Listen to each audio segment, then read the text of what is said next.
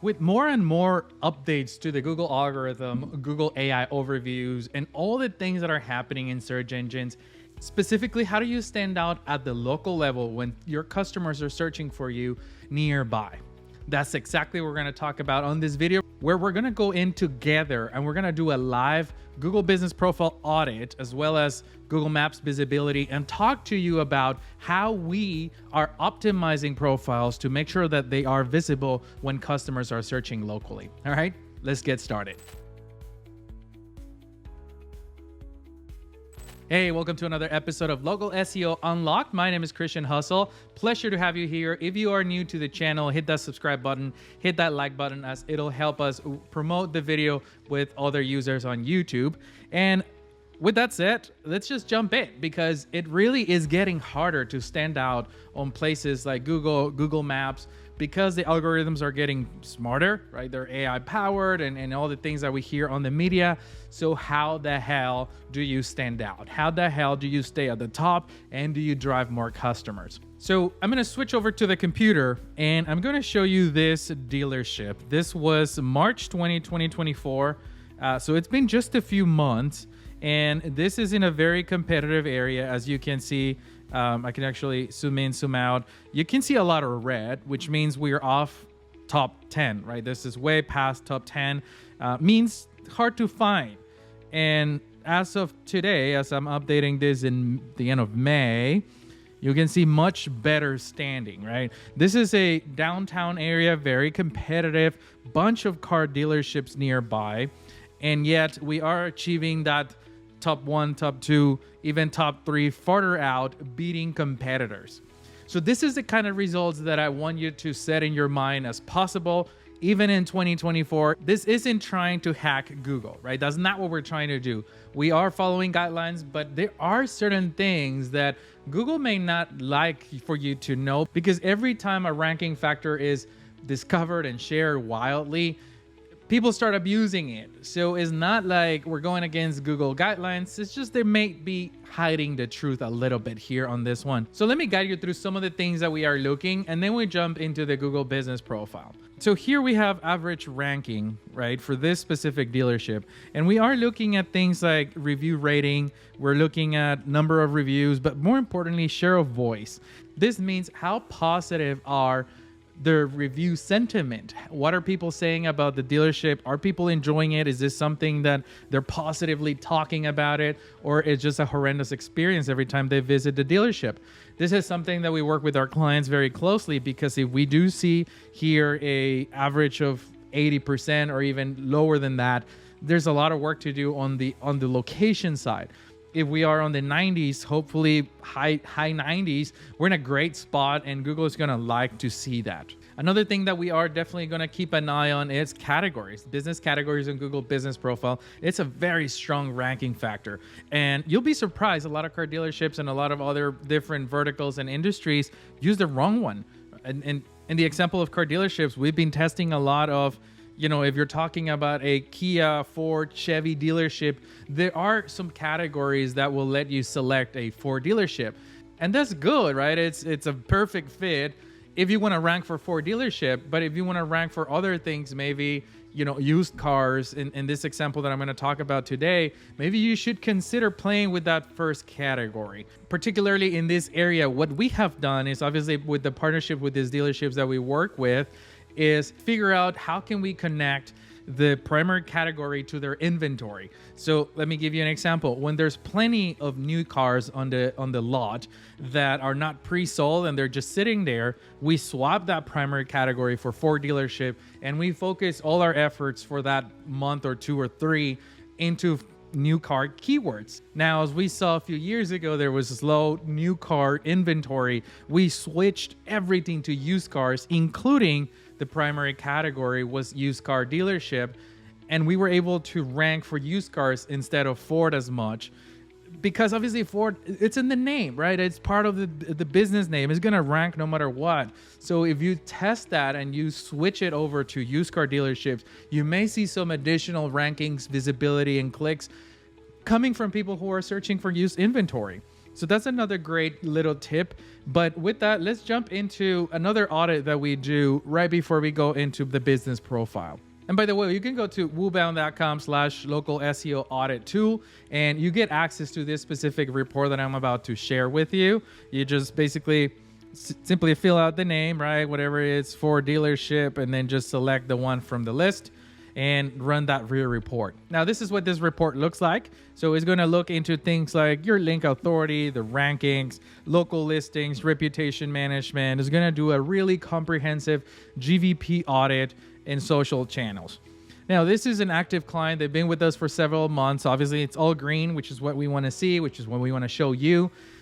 If you run this report, don't be surprised, especially if you're not doing local SEO as a strategy, as part of your strategy, which hopefully I hope you do. But if you don't be surprised to see some yellows and some reds. That's good, right? Like you found areas of improvement to really optimize your location. All right, let's jump into Google Business Profile now so we can talk about the back end. What are the things that we are doing here? And for this same example, I'm going to go into edit this profile, and we're going to look at some things. The first thing that we're going to look at is business category. As you can see, we switch it to used car dealer, which really help with visibility for car dealership, used cars near me, etc. So even though this is just specific to used car dealer, it really boosted impressions. And I will show you what it looks like on Google Search Console as well. Probably on the next video, we'll talk more in depth into that, but it is all connected. To really think about that business category, especially when you're talking to corporate. I know that they're very picky with this primary category, but if you come in with a strong business case and you show data on why you think that it's better to, in this example, go for used car dealer category versus a Ford dealer category. Trust me, at the end of the day, we all want those impressions and we want those clicks. Now, description is something that we played with. We haven't really attributed ranking improvements or traffic improvements to description. That doesn't mean that it's not important. It definitely is important, because one thing is optimizing for rankings and impressions and things like that. But once you get that, people will come to your profile and there has to be a really good description. So this is one of those things where we're not just optimizing for robots, we are optimizing for humans too. Because at the end of the day, is the human taking the action, getting the clicks, driving to your location. So take description at a very important level, regardless of if it impacts your rankings or not. I think it's crucial to add it as well. Some of the other ones are pretty obvious. I'm just going to skip through those. Opening date, phone numbers. Website is one that I probably could spend several videos talking about it. So website URL is basically, where do you send a traffic when people find your business profile? What do you want to send them to when they click on your website? Now, a lot of companies just send them to their homepage, let them struggle, let them, find whatever they need, and it's going to take them several clicks. Who cares? That's one approach. Our approach typically is to send them to a more specific page. Let's say that you have a multi-location brand. You have multiple stores across the city or multiple cities, and you have local pages. I'm going to talk a lot more about local pages on a future video, so I'll drop the link in the description. If we talk about local pages in a different video, so I don't want to go in too much in depth. I'll drop the link in the description if you want to go learn more about local location pages. But the important part of this is that if this person's looking for a dealership in San Antonio, you send them to this San Antonio page on your website, not to the homepage, because let's say that you have six dealerships across Texas or across even San Antonio. They don't need to go to the homepage because they want the one that is nearby, or they know what specific location they want to go to. So it is a better customer experience.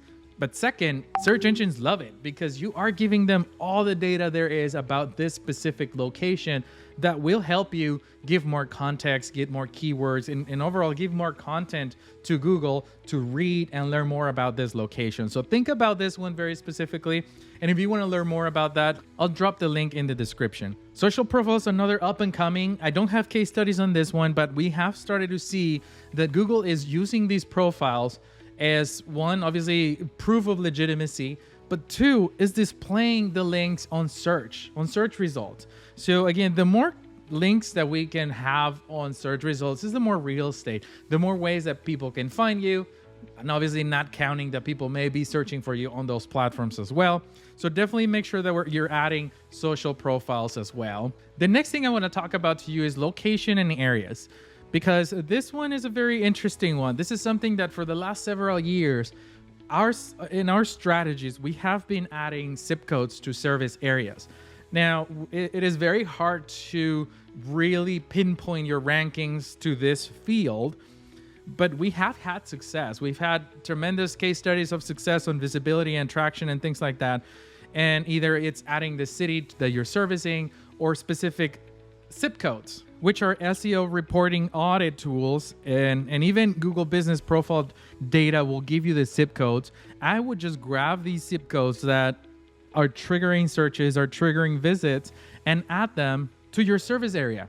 Because the more information you give Google, the better they are to know your business and to be able to rank you and give you as a solution to that search. The next several things, business hours, special hours, I'm just gonna skip that. Now, all the other fields are self-explanatory. Fill out as much information as you can because it's really going to help Google understand more about the location. It's not as SEO directly linked, so I'm just gonna skip them, and I'm gonna give you another example here of things that we like to do. So the other thing that is highly recommended is if your dealership, if your business, let's say it's a large center and you're able to provide other types of services that may be considered different services, consider creating separate Google Business Profile listings if you can have a different address. I mean, it may be the same address, but at least different suite number, different entity, or different way of operating. And if you can prove this to Google, you can create separate listings for each of these. So for example, you can have a listing for your service center. You can have a listings for your collision center. You can have one for your service maintenance, department. You could even have one for your used department and then keep the new dealership side of things separate. Now, this gets very complicated as, following guidelines and making sure that you don't get your profile suspended, but it is going to be a great way to network your entire hub, your entire hub of services, and really pass traffic from one to another and pass authority from one to another. Now, let's start wrapping up because obviously this video went much longer than I anticipated. But on a different video is where we talk about local pages or location pages. And I just want to show you this example, same property, same dealership. And even though we have all the algorithm updates going on Google and all the things happening on AI, this dealership is exploding in impressions. One of the latest strategy was local pages. So that's why I'm going to drop the link in the description for you to go check out that video, how we optimize local pages and how we bring them into Google Business Profile strategy to really achieve the growth that your dealership deserves. All right. Well, thank you so much for watching. Hit that subscribe button, give it a thumbs up as well, share it with your colleagues or your boss. And more importantly, drop questions in the comments. I love to read them. Hopefully that triggers more ideas for more videos. All right. Well, thank you so much for watching. I'll catch you on the next one.